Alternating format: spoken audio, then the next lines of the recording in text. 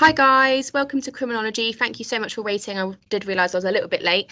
And Criminology is really exciting this year because it's the first year that we're going to be actually delivering this course, and we're one of the only schools in the area to deliver BTEC Criminology. So that's really, really exciting. So what we're going to have a look at today is kind of what is Criminology, what does the course consist of, how are you assessed, and also what pathways or future pathways can Criminology take you on to. So if you do have any questions, please let me know in the chat box at the end, or just even throughout the presentation. And if you don't want to use the chat box, I'll also put my email address at the end of this presentation, so you can email me any questions that you might have. So criminology really is about the study of crime, why people commit crime, what conditions make people commit crime, for example. How do we then deal with offenders? What does the criminal justice system look like in the UK? And also, what is the processes involved in going from a crime scene, for example, to the courtroom? So in year 12, we do two main units, and the first unit is changing awareness of crime, and the second unit, which we'll have a look at in a minute, is looking at the theories of kind of criminology. So in unit 1, we look at what are the different types of crime that are out there in society at the moment, and also how do we then study those. So for example, if we're looking at something like statistics, can we kind of question the validity of statistics? Do statistics really give us a real picture about how much crime happens in society, or maybe is it worth looking at offender surveys or victim surveys? So it's really about looking at the different types of crime and which crimes go unreported and why do they go unreported, and what are the strengths and weaknesses of those crimes happening. Okay, so we also look at, like I've put the photo up here a little bit too early, sorry, how does the media represent certain crimes? Now, I'm sure we've all been guilty of reading an article and making assumptions about people or about a criminal by saying, oh, look at that person, they must have had this happen to them in their life. So really we unpick, how does the media have a part to play in the perceptions of crime, our fear of crime, for example, and also kind of the romanticizing certain crimes or decriminalizing certain crimes. So for example, lots of people would say that actually white collar crimes committed by middle class people, are not often in the media, but crimes that are by people such as just theft or robbery or rape, for example, really amplify the fear of crime, and those are the ones that the media would like to focus on. Okay, so this unit is all about looking at how has the awareness of crime changed over time. Okay, what different types of crime have come about. So for example, cybercrime is more of a recent crime, and then by doing that, we then actually get a chance, and this is why the BTEC's really good, is that you have a chance to demonstrate your knowledge and understanding and your evaluation skills through a controlled assessment. And what we do is actually we create our own campaign for reducing crime. So this unit is not examined by a paper at the end of the year or the end of the 2 years. An exam paper is all about controlled assessment, which is essentially coursework which you get to work on and really make sure that it's to the best of your work that you can submit. So that's a really good thing about BTECs, is that you've got, especially for people that really struggle with exams. I struggled with exams when I was at school. If you get on better with coursework, then BTEC Criminology is a really great option because it does combine exam and coursework, so you really have that chance to kind of show your ability.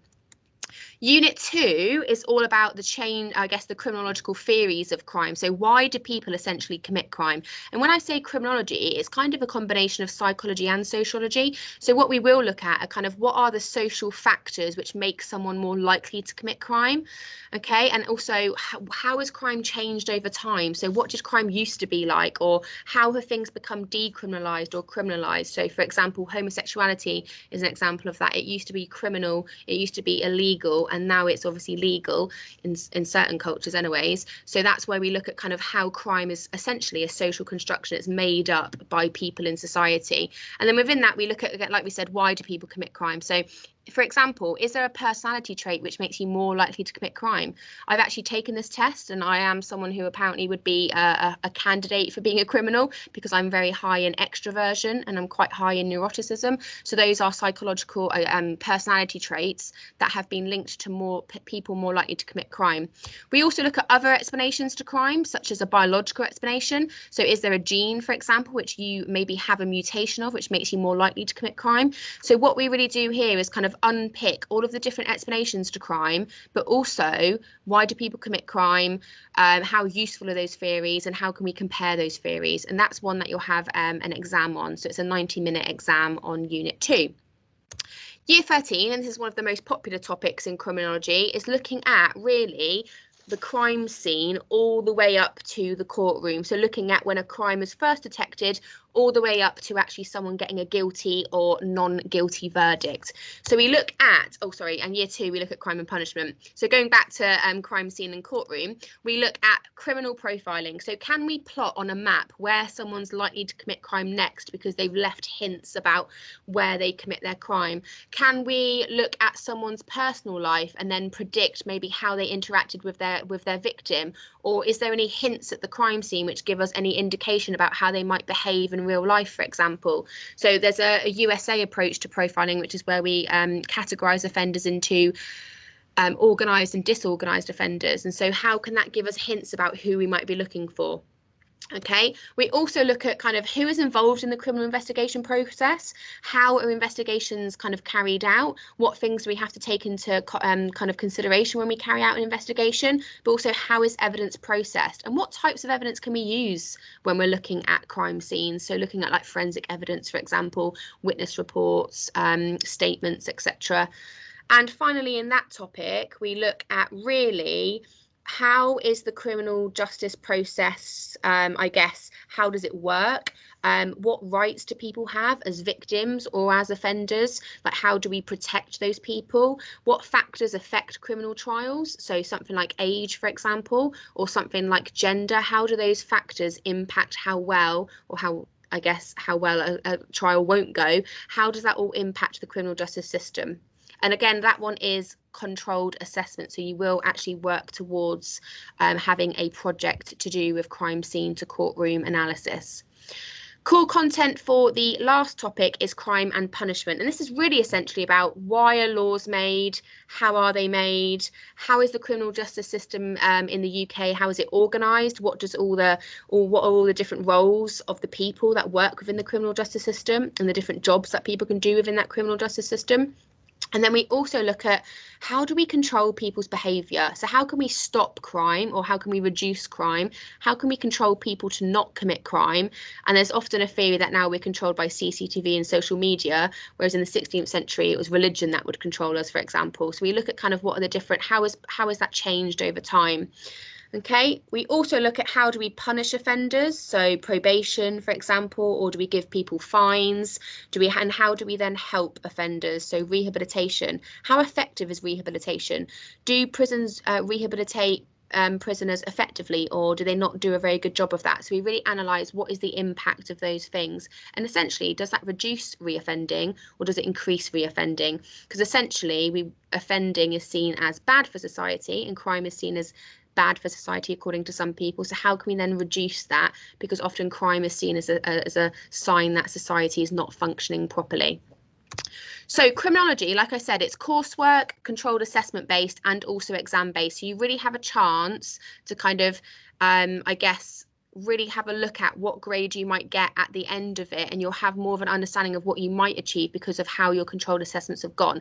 And the good thing about the exams in criminology is that you can actually retake them, and therefore if you want to improve on your grade, there is an ability to do that. Whereas with the full A level, with the 2-year course, you do the 2 years and then you examine just at the end, and there's not often a chance to actually improve your grade without it being something that might affect you at university or after you've left sixth form. So it is project and written focused. So there is a key literacy kind of focus in criminology. So being good at English would be a really good advantage. And like I said, it is perspective driven. We do look at the different approaches. So kind of what are the different views of why people commit crime, and how do we then, are they useful, and how do we then treat people, I guess, and treat offenders? And so there's a key skill here of evaluation and analysis. If you like to weigh up the pros and cons of things, or if you like to look at what's the impact of that, then this is probably a really good subject for you. So I'm imagining there'll be lots of discussion, lots of really interested students where this is going to be a really interesting topic or subject to take, where actually you can really look at the strengths and weaknesses at each stage or at each unit that we're looking at. So entry requirements for criminology, there isn't any actually subject specific requirements. So because it's a BTEC, you've got two routes that you can take with if you want to take criminology. You've got the vocational pathway, which is the BTEC route.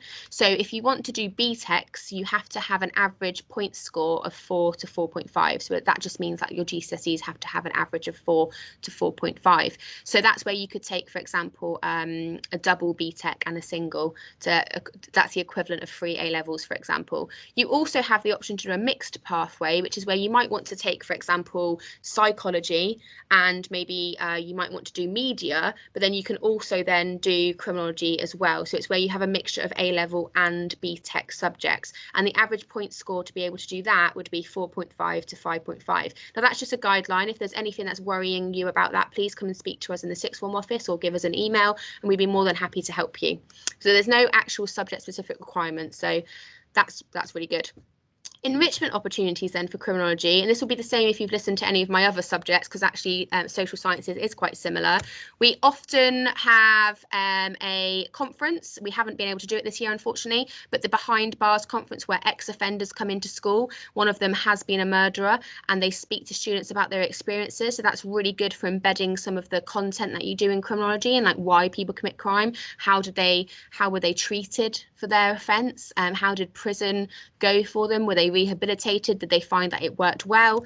And that's a really interesting day that lots of students say it's the best day that they have in sixth form, because it's just such an opportunity that we wouldn't normally be able to give you.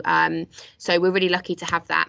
There's also trips to London to go to the Royal Courts of Justice, to look at the history of punishment in the London dungeons, and to also attend, I guess, seminars from lecturers, for example, or to also have A-level grade booster sessions with companies like Tutor2You, who really help embed some of the knowledge to help you with your exams and with your controlled assessments. Great. Biggest enrichment for criminology is probably watching documentaries, because there's so many crime documentaries and podcasts out there that any of those, if you're interested in them, are really going to help you, because it will give you more of an understanding of things like why people commit crime, what are the processes involved in the criminal justice system, for example, how do people feel about how we control people's behaviour. And I often find documentaries like 60 Days in Prison on Netflix, which I've watched recently, or looking at something like even a documentary, not even a documentary, a drama like The Fall. They all look at a serial killer or a criminal, and it really helps embed kind of the key concepts in criminology and gives you a discussion point to then bring into the lesson. So I would say it's really bad that I'm probably recommending this, but Netflix, documentaries, podcasts are all really, really great ways to actually increase your grade in criminology, increase your interest, and also give you that better understanding. Future pathways, it is, I guess you might think criminology is really specific, because it's kind of like, well, you can only get a job within crime, and it is perfect for people that want to go on to do maybe a university degree in criminology, law, sociology, psychology, or like social policy, for example, or even health and social care. But there's lots of future pathways that criminology can take you to do. So you've got, for example, teaching, which sounds really silly, but criminology can help with teaching. And it's just really about understanding human behaviour, isn't it? So you've got lots of jobs within the criminal justice system. So, for example, probation officer, police officer, working with offenders, maybe in terms of like counselling or educating them. You've got jobs within social policy, the NHS. So it really is endless, and criminology is not as limiting as what you probably think it is. It's often that you actually gain key skills from taking criminology that will then help you in any subject or any pathway that you'd like to go on to do. So I am running out of time, sorry, can't end up talking too much. If you have any further questions, please do not hesitate to email me or come and see me in school if you are a student here. If you have any questions now, please put them in the chat box and I will be able to answer them. A key question I had from my last session is that can it be used for going to university? Absolutely. Criminology as a BTEC, it does have UCAS points attached to it. So, for example, a distinction, a star, which is kind of the equivalent to, I guess, an A star at A level, does have 56 UCAS points attached to it, which is that would be similar to A level, and therefore it is a really good route into taking you to university if that's the option that you want to do. So it does have the same weighting as A levels, it's just a different approach to it. Okay, so if there is any questions, please let me know. But if not, thank you for joining. And if you do want any information, any more information, please give me an email or try and find me in school and I will be more than happy to help. Thank you very much for attending.